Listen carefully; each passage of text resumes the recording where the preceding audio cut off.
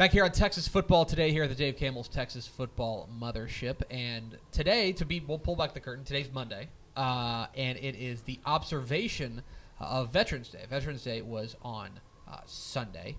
And as a result, Max had the brilliant idea that we've got these guys who comment on the show. I know we have a lot of veterans who watch the show, listen to the show, who yell at us on Twitter. And so we might as well figure out, we say, hey, might as well bring in some guys and have a veterans round table. We did it with officials. They're in a certain line of fire. We might as well do it with the guys who are actually in the line of fire. It's a whole nother level of respect. So we're joined to my left over here is Staff Sergeant Brent Homan. Hello, Brent. Hello, thanks for having me. And to my right is Sergeant Cory Hogue. Hey, guys. Hello, sir. How are you? Wonderful, wonderful. First and foremost, I want to hear, and I want to start with you, Brent. I want to hear how you got involved in the military. I mean, I don't think anybody really stumbles into military service. I want to hear your story of how it got to be that you joined the military. Funny story. So, I never planned on joining the military. Never planned. That's a funny story. That's how it starts off. Yeah. So, I'm the youngest of three brothers. My older brother, Terry, he went and saw a recruiter. Recruiter said, hey, got him convinced to join the Army. Okay? And he's got my brother, Terry, got me to convince to join the Army through the family program. Okay. Saying, wherever he goes, I'll go. Mm. So, we both say, yeah, talk to the recruiter, let's go. Went to MEPS, did the testing, hearing tests, physicals. Mm-hmm.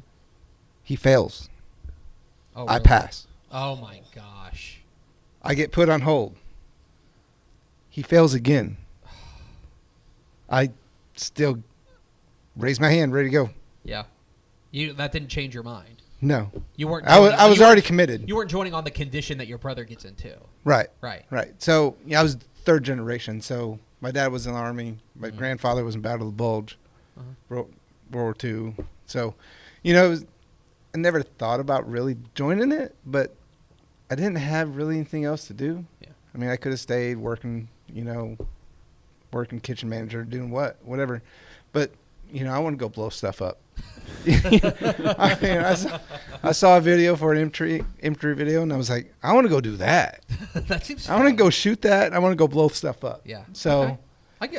I imagine that's not an unusual path, as being like looking at that and saying, that looks like something I could do, and why not? What else am I going to do? And, that wasn't my only option. I could have done whatever I wanted, but I'm a guy, and I like doing guy stuff, and that's the legit guy stuff. Yeah. Oh, yes. Yes. Agreed. As somebody who would never do that and would probably not qualify as a legit guy, agreed. That is certainly legit guy stuff. Okay. So I stayed. I went, and he stayed. Man. Yeah. Man, that's wild. All right. Same question for you, Cory. I want to hear how you got involved. I also was never going to join the military, ever. Coming out of high school, my dad wanted me to go into West Point, and he was going to set it up to where I could get into West Point, get the recommendations needed, all that. So I'm not going to join the military, Dad. I'm not going to join the Army. So then I got married, and I had a ready-made family and had another kid come along. So I got three daughters, and I have a wife. And good. That's good. We have no money. And so everyone thinks, it was September 11th that happened. Because I joined on June 13th, the day before the Army's birthday, in 2002.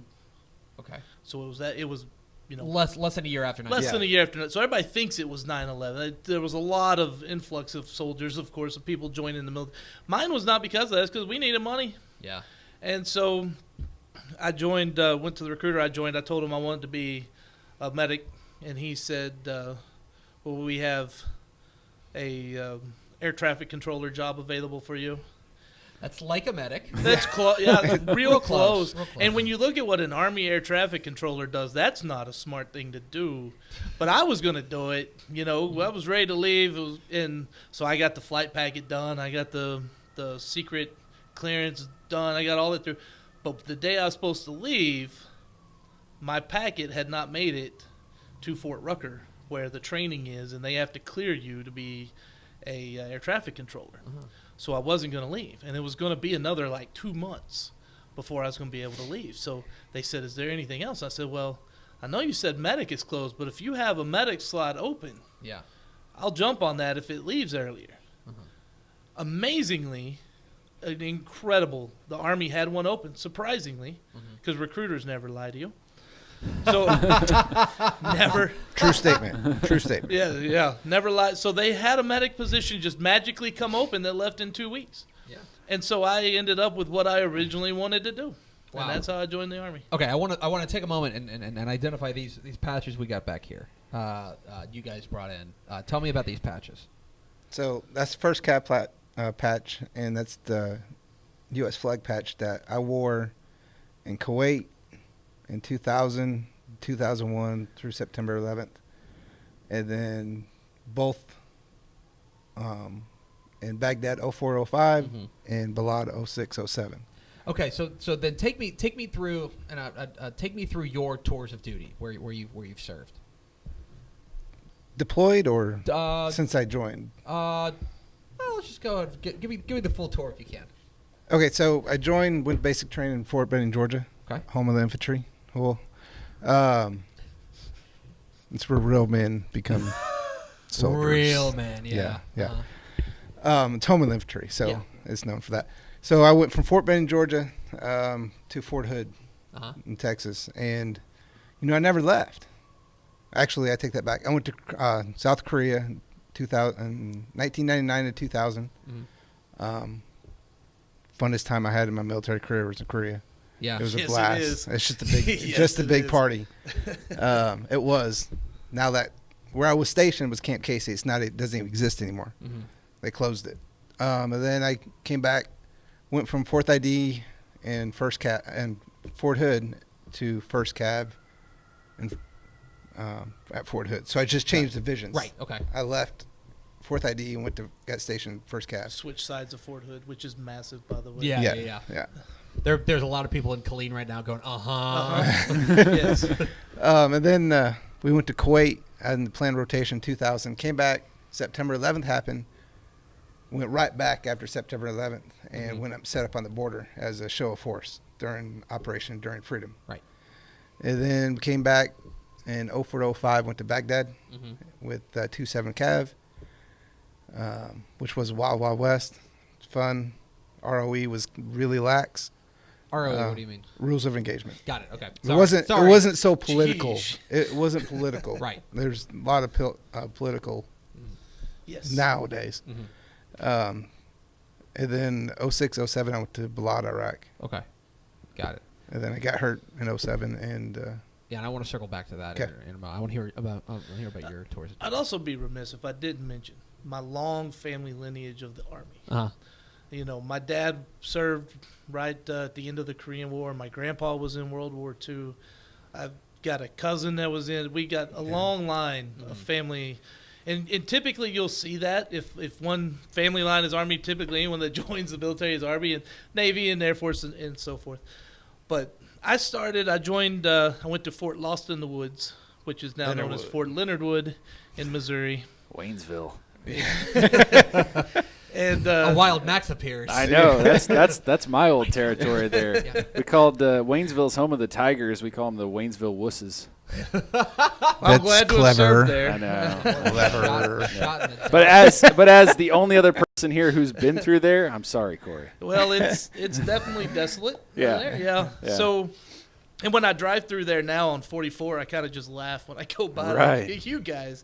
But that's where I had my basic training. I got put into a rare all males class. They had like 200 and something guys. They didn't have any females. And so the drill sergeant said, well, just give us the 200 and something guys, and we'll have an all-male class go through. And, boy, was that a learning experience. That really shaped me over that basic training. That was – because Fort Benning was all males. Yep. But that's the only one that was all male. Everything else was usually mixed. I am grateful that I had that basic training.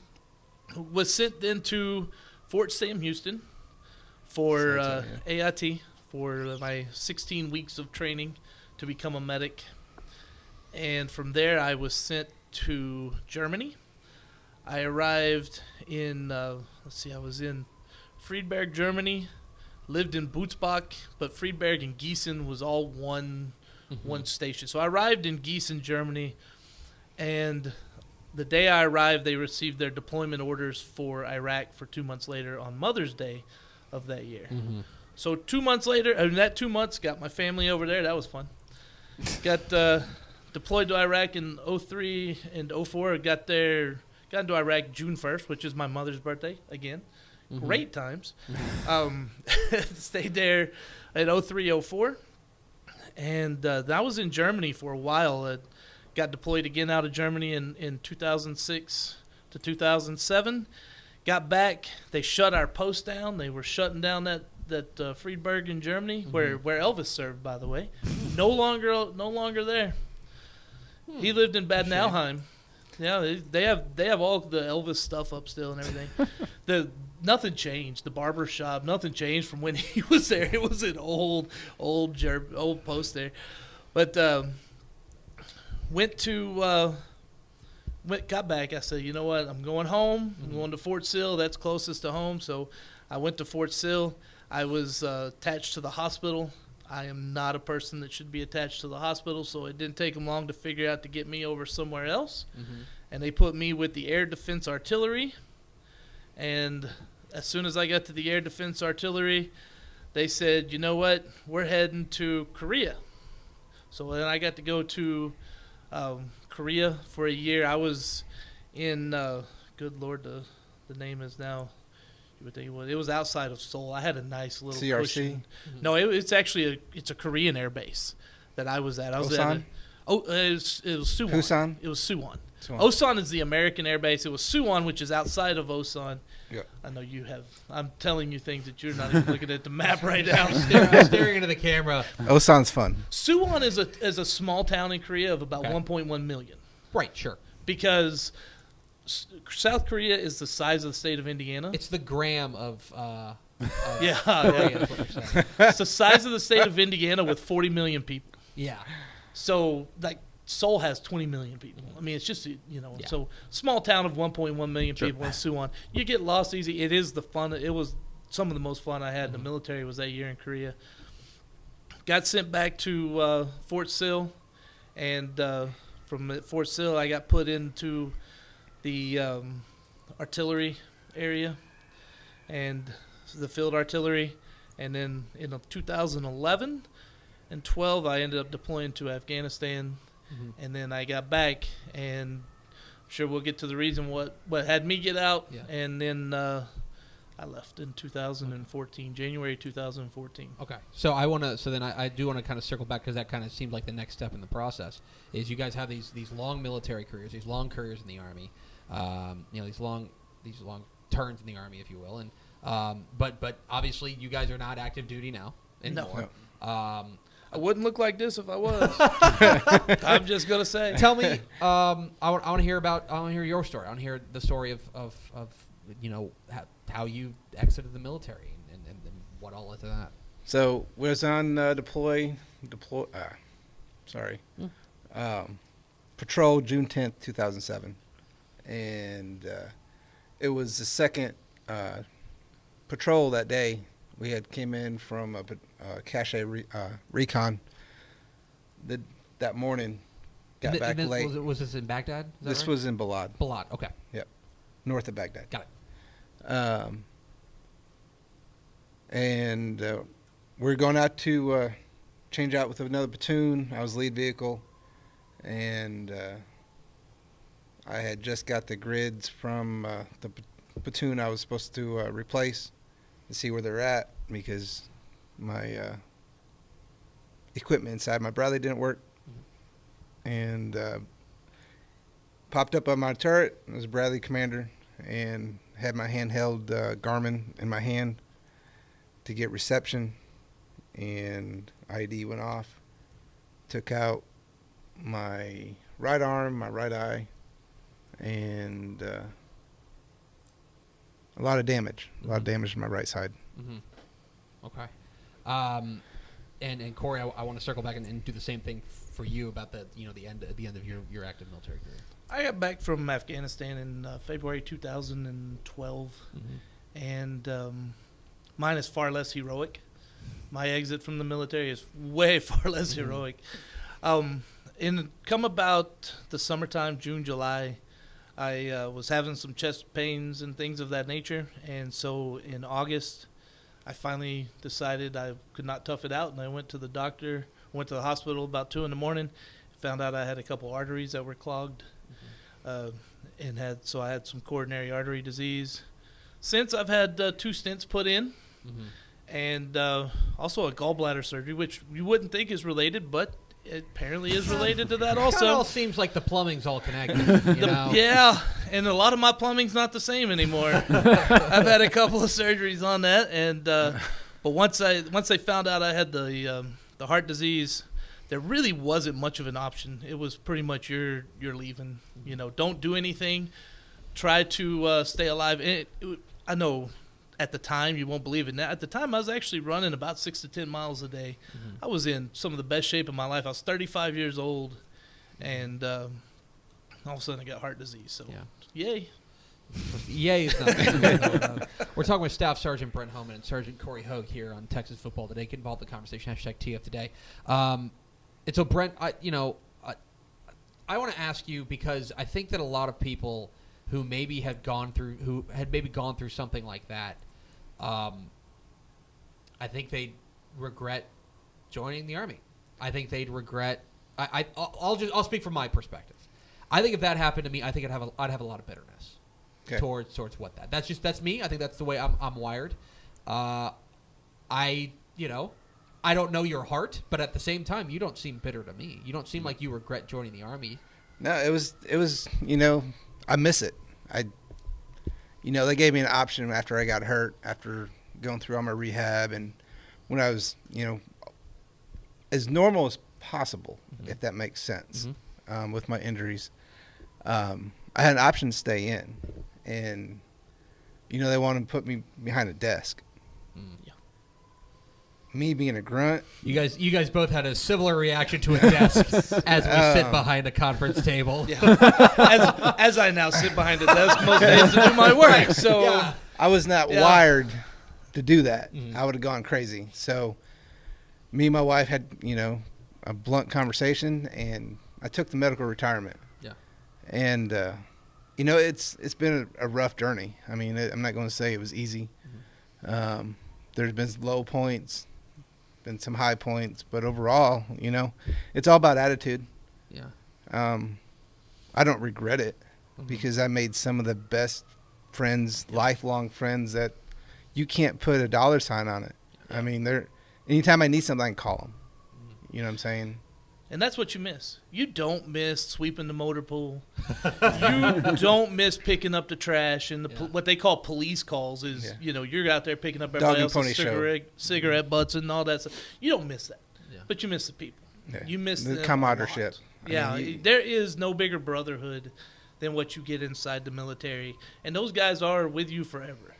And whether you like them or not, when you get out, you tend to start to like some of those people maybe you didn't like, because you have a different view of it, from once you're out. And it's a tough transition to civilian life. It's a lot harder than a lot of people realize to train. And I didn't think it'd be that hard, but it is a really tough transition. Yeah, because I was going to say, it seems like you're going from a place that you are in, not constant danger, but there's more danger in your life. You're going from a more dangerous situation to a less dangerous situation, but that transition's difficult. I think my transition's probably harder than a lot of people, because I went from being a soldier to being in charge and being respected and being good at what I did to being a stay-at-home dad. So I love my kids. Gavin, Grace, Gabe.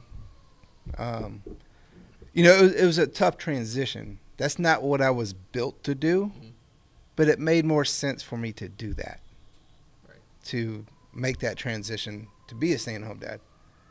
Right.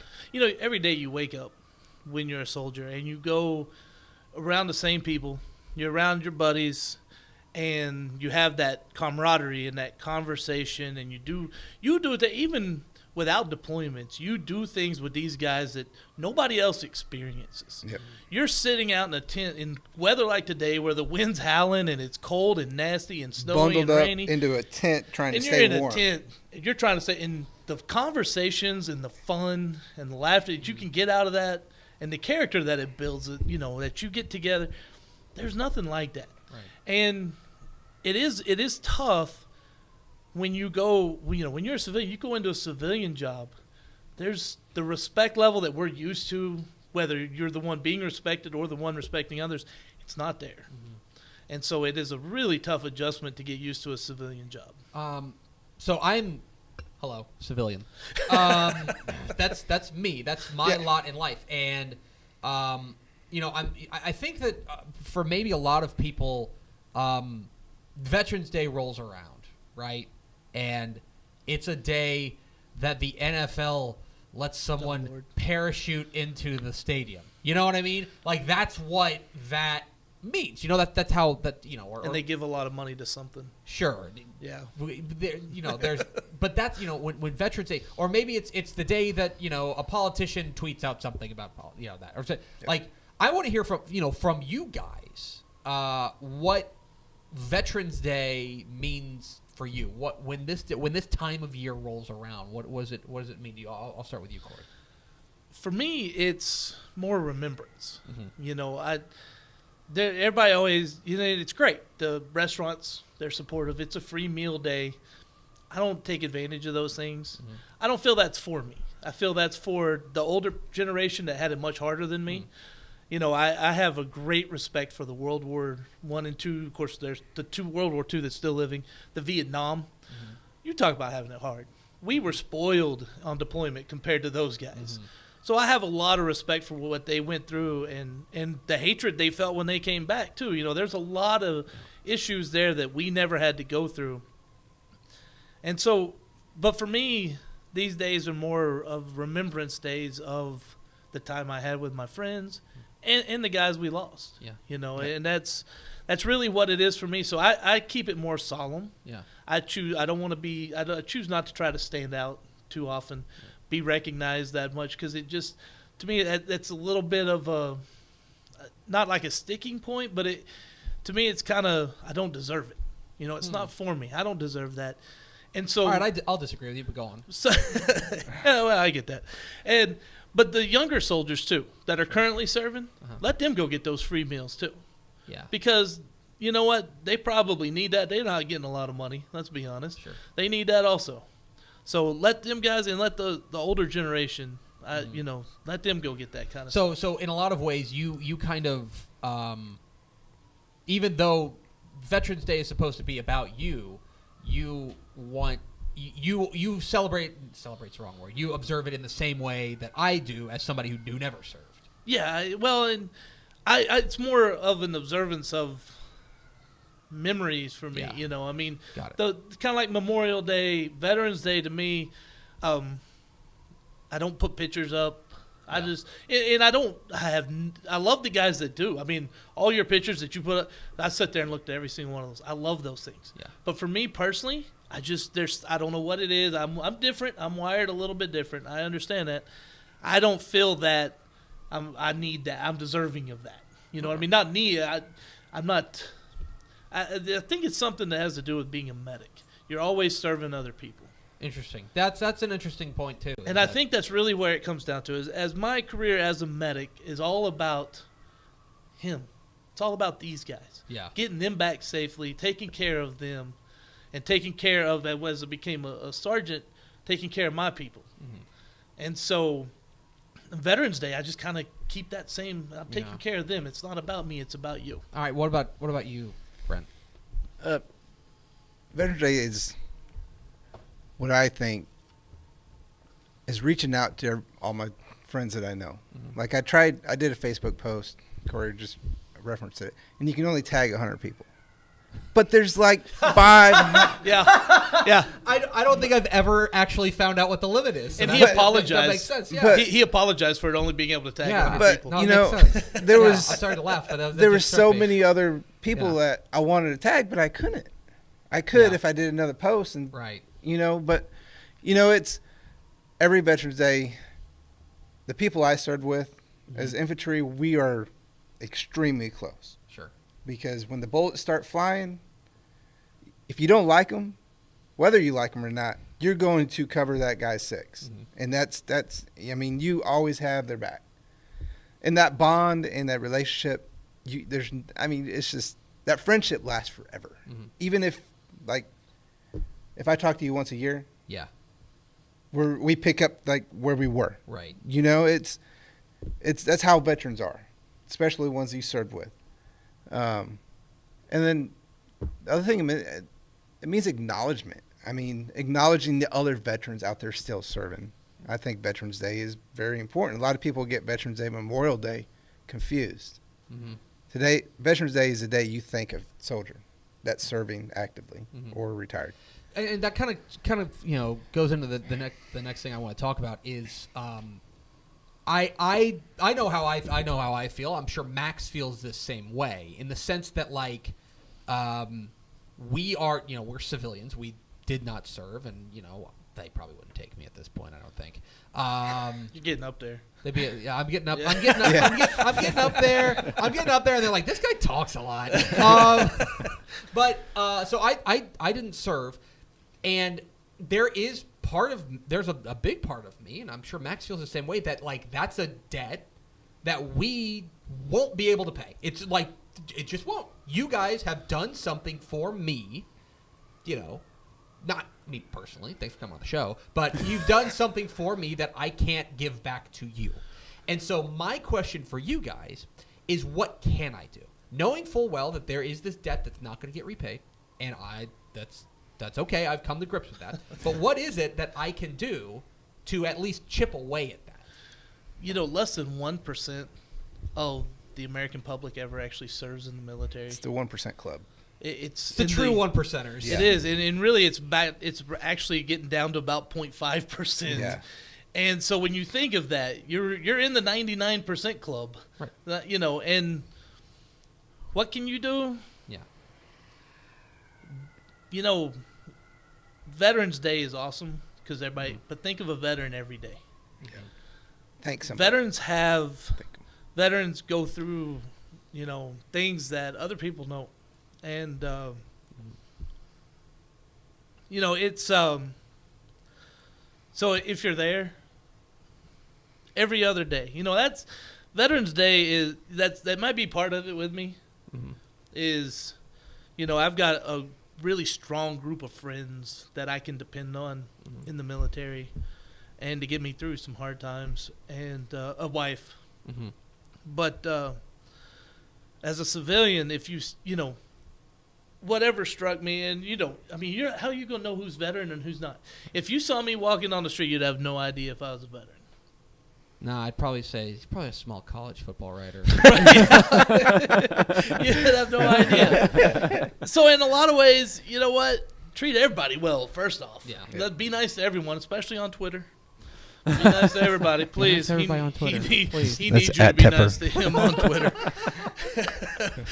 But when you do see a military member, especially an active one, and they're in a restaurant or something, if you just even pick up their check, that means so much to those guys. And it's happened numerous times. And if you don't want to be known, don't be known. But I promise you, they will be the most grateful person in the world because they didn't have to pay $10. Because the thing is, for me, and you said thank a veteran, and that's it's cliche. It's right. It's easy for me, and it I don't know. For me, the way I'm thinking, just the way I'm wired, is that here's this big debt, and it's saying thank you is okay. But it does mean that's what you tell your kids to do. You know what I mean? But it's like smiling at somebody without saying a word. You can make that person's day just by smiling. But you can make that Veterans Day by saying thank you. So somebody comes up to you and says thank you for what you did. I'm grateful. That means a lot to you. Yeah, absolutely. Okay. I get, I got Purple Heart plates because I'm missing an eye, whatever. Two-eyed people. Sorry, man. I get notes left in my windshield all the time. even in small town, Grahamtown, people are very appreciative of their veterans. We have a war memorial on the town square. Mm-hmm. There's not very many towns across the country that still have that. Mm-hmm. And they'll just leave a note thanking me. And I have them. I save them. You know, another thing, too, and this is one area that I didn't realize till, I got divorced, before I got remarried to the wonderful wife I have now. Mm-hmm. I have to throw that in there. Shout out, Alicia. Yeah, that got to. When you return, Mm-hmm. find out where a base is around you, and when soldiers come back home, be there for the single soldiers. That's really interesting. Because let me tell you, when I returned from Germany on my second tour, I didn't have family there. I did on the first one, and I did on my Afghanistan one. But when you return and you're a single soldier, and you come back and you're home, and they say you're dismissed, and the families all run, and the kids all run, they go hug daddy. As a single soldier, you walk away. This is literally what happened. I walked away with a couple buddies, and we went, what do we do now? Where's the beer? That's really, I mean. Yeah. No, I could definitely say that's something I would never thought Which of. is another thing, too. If you see a person wearing a veteran hat somewhere, buy them a beer. A beer is, that's universal for man code. For thank you. You know? Just I can do that. Yeah. Everybody. Do that. And like we talk about being nice to people, you never know. Hold doors for people. Hold a door open. This world has gotten crazy. We all in a rush. Stop and hold a door for the person behind you. Show some gratitude to everybody, because you don't know who that person is or what they're going through. Okay, so I want to close this out with one more thing, because we were talking before we came on the air that Max was going to put up the website for a couple of organizations that are pretty well known, and we were having this conversation that you guys.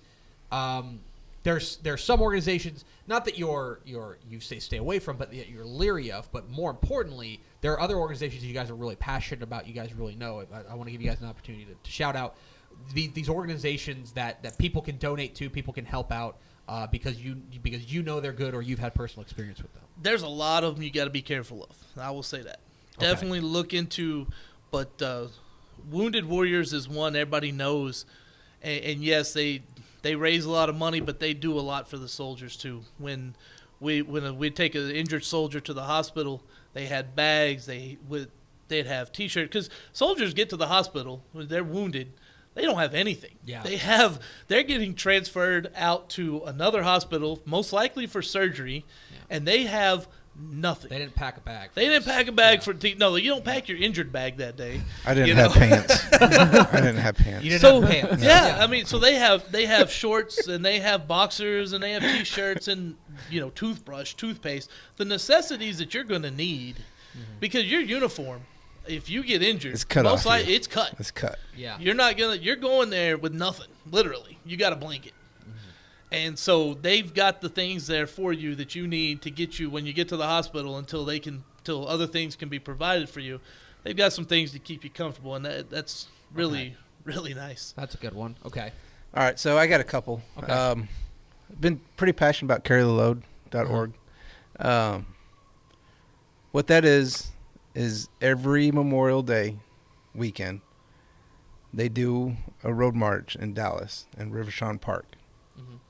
And it's a 7-mile lap, and you carry your buddy that you lost on your back, and you walk the whole time you're there. And remember, it's carrying him on your back. It's really emotional. If you haven't been, I'd suggest going, because it will move you. And then there's another one.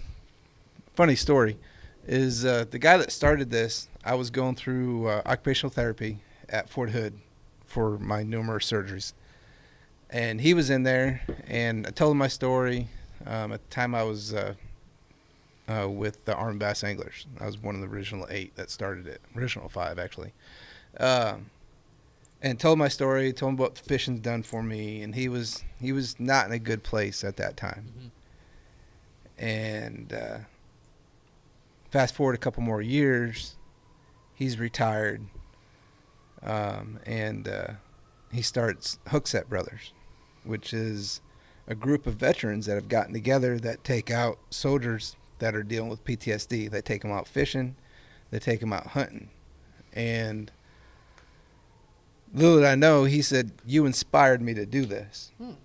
And, you know, it made me feel good, but that's when I realized I need to share my story and get it out there, because if I can do it and I can get out from that dark place that I was in with no hope and not knowing if I could ever hold my baby again, or I didn't have a baby, if I could pick him up, you know, the things that go through your mind are crazy. If I can get through that and tell my story, then maybe I can inspire just one more person to get out from that dark hole and get out there and live life, because an injury should never define who you are. And I did that, and there's been articles written about me. And it's called Hogue Brothers. Look them up. All right, and it's hooksetbrothers.org. .org, yeah. That is, yeah. One more thing I'd like to mention also. Okay. And again, it doesn't get said enough. The families. Mm-hmm. You know, when a soldier's deployed, the families don't know what's going on. The soldier does. They know what they're going through. But also when you become a veteran, you know, the wife deals with me. Yep. That's not easy. Nope. There's not enough medicine. You've been sitting here for 30 minutes, and it's. I'm telling you, there's not enough medication in this world to make me likable. You know, there just isn't, and I feel for her, really. No, it is tough. I agree. Yeah, with no, Cory. it is. I mean, your point's well taken. In We're reality, joking, but yeah. you know what? I like to joke about it. Sure. Because I'd much rather joke about it than think about it otherwise. Sure, yeah. Because it is hard for my wife. When I have dreams, and when I wake up, or I don't sleep much. She's got to deal with me. She gets to deal with cranky me. She's got to be there when the dreams are happening, and you know she hears, "I just don't want any more of these." Yeah. She's there. Right. The families, and not just wives, mothers and fathers, kids. It affects kids too. Kids, you know, they understand. They see. They kind of can sense some of that also. And my daughter, you know, she's a senior. She fully understands when Daddy's sleeping. We're not going to go up and touch him. Right. You know, we're gonna do it the right way and holler from across the bedroom at him. You know, or they make sure I'm awake before they let my little 2-year-old come and run and slap me in the face, because that'd be a really good thing to do. You know, but it's little things like that. But the families are super key. Okay. And if the veteran doesn't have that family support, they probably need some support somewhere, because families are huge. So, just a little story. But yeah. Okay. This is the internet, man. We got it all day. So I married my wife a day before I deployed. Oh my gosh. Okay. I got blown up 9 months later. So you could say our marriage started off with a bang. Okay. You can say that. We will not say that. You can say that. And she stuck with me. A lot of wives early on in a marriage, wounded soldier, no future, don't know what's going to happen to me. They would have bailed. Yeah. She didn't. And I love her for it. So, and she's had to deal. I mean, there's been days she's just wanted to drop me off somewhere and drive away. And I probably deserved it. Tell her to call Alicia. So, they're close. I'm telling you, they could definitely talk about how bad that is. You know, it takes a strong woman to go through and stay with what I had to go through over and over and every surgery, every setback. But she stuck with me, and we have 3 beautiful kids, and we're happy, and it's awesome. I mean, I couldn't ask for a better person. I definitely married up. Yeah. I mean, Yeah, that's goal. well, That's a goal in life. Yeah. I mean, I will Write say that down. I will say you're extremely lucky, because during my second deployment is when I found out that my ex-wife is an ex for a reason. Yep. But while we're talking about families, you know, when I say they don't know, I would call home, and this is funny. In 2003, we didn't have much of anything. we didn't even have air conditioning till September, and it was too late in the 150 degrees to have air conditioning. Mm-hmm. I called home on my dad's birthday, and it was like $2 a minute to even make a phone call on a satellite phone. I called home on his birthday, and he informed me that Uday and Kusei had died. Right. And then there was another time I called, and he said, so I heard they caught, Saddam, and I had no idea any of this. You're like, cool. but probably the worst one, though, they knew where I was. Mm-hmm. I called home one day, and he goes, so you guys had a rocket attack, huh? Oh, Dad, Yahoo is bad. Get off the news. You're like, I didn't hear anything. But that's what they did. They just watched the news for anything that would do where I was at and stuff. That you don't do that if you don't care, and that's as hard on them as it is on the soldier. That's really difficult on the families. And then my current wife, I met her in Germany from a buddy. They were talking and stuff, and they were interested in each other and all this, and they had met on the internet, and then I ended up taking the phone, and we developed a friendship that lasted for 7 years until finally we were both in the right, and I said, you know what, let me tell you how I really feel. Mm-hmm. And then, a couple years later, we were married, and now we have the senior in high school who is outstanding with Allie, and then I got little Gabe that is 2.5 and a lot of energy. He's a lot. He's a lot of energy. I've met him, right? Yes, you met him. Games. That's right, yeah. Oh, he'll be there. You think he was bad last year? We both have Gabes. Yeah, we both have a kid named Gabe. And mine's 17 months. Is that an Army thing? It's a G thing in my family. When you see Gabe this year, he was easy last year. Oh, my God. Now he can run and climb and all that. Ooh. It is Staff Sergeant Brent Homan and Sergeant Cory Hogue. Guys, I don't know if anybody else will tell you this today, so I will tell you. Thank you very much for all you've done. If it weren't for what you guys did, we would not be able to do what we do. We were doing the show earlier, and you were talking about how you're like, this is work? It's like, yeah. And we are probably not appreciative enough every day that the thing that you laugh about is our work comes at the expense of what you guys actually work at. And so thank you very much. Really and truly. I meant what I said. That's not a debt that we can repay, but I can promise you that we will try our best to do it. That's all I can say. Do you need a hug? He loves surprise hugs. He loves surprise hugs. Man, finally he got me. Thank you for having us here, too. Yes, thank you. Seriously, because it's awesome, and you guys, this new studio is amazing. Awesome. It is awesome, and you guys we built are all it just awesome. for you. Every single yeah, just for Veterans Day. You finally got here. Yeah. But you guys are so awesome, and Ishmael, Shahan, the whole crew. Wow. You guys are just impressive. Well, I promise you, the feeling is mutual. There you go. How about that? So you like one-eye guys? Yeah, we can cut it there.